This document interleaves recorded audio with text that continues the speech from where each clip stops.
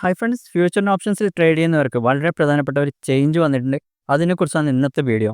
NSEയുടെ expiry ഡേറ്റിൽ നല്ലൊരു മാറ്റം വന്നിട്ടുണ്ട്. ആ ഒരു കാര്യങ്ങളാണ് നമ്മൾ ഇന്നത്തെ വീഡിയോയിൽ ഡിസ്കസ് ചെയ്യാൻ പോകുന്നത്.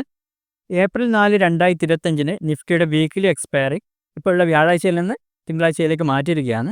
ഇനി നിഫ്റ്റി വീക്കിലി എക്സ്പയറി മാത്രമല്ല, മന്ത്ലി, ക്വാർട്ടർലി എല്ലാ എക്സ്പയറിയിലും ഈ ഒരു മാറ്റം വന്നിട്ടുണ്ട്. വ്യാഴാഴ്ചയിൽ നിന്ന് തിങ്കളാഴ്ചയിലേക്ക് മാറ്റിയിട്ടുണ്ട്.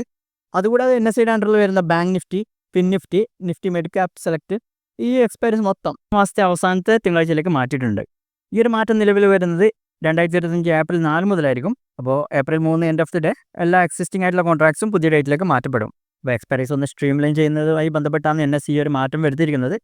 FNOയുമായി ബന്ധപ്പെട്ട് അടിക്കടി ഉണ്ടാകുന്ന ഈ മാറ്റങ്ങൾ നമ്മുടെ ട്രേഡിംഗ് സ്ട്രാറ്റജീസിനെയും ട്രേഡിംഗ് മെത്തേഡിനെയും വളരെയധികം ബാധിക്കുന്നുണ്ട്.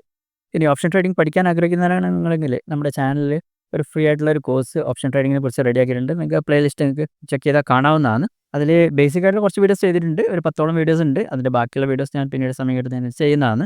ഓക്കെ, അപ്പോൾ ഇത്രയും കാര്യങ്ങളാണ് ഇന്നത്തെ വീഡിയോയിൽ പറയാനുള്ളത്. ഇതുപോലെ കൂടുതൽ വീഡിയോസിനായി ചാനൽ സബ്സ്ക്രൈബ് ചെയ്യുക, കൂട്ടുകാർക്ക് ഷെയർ ചെയ്യുക. താങ്ക്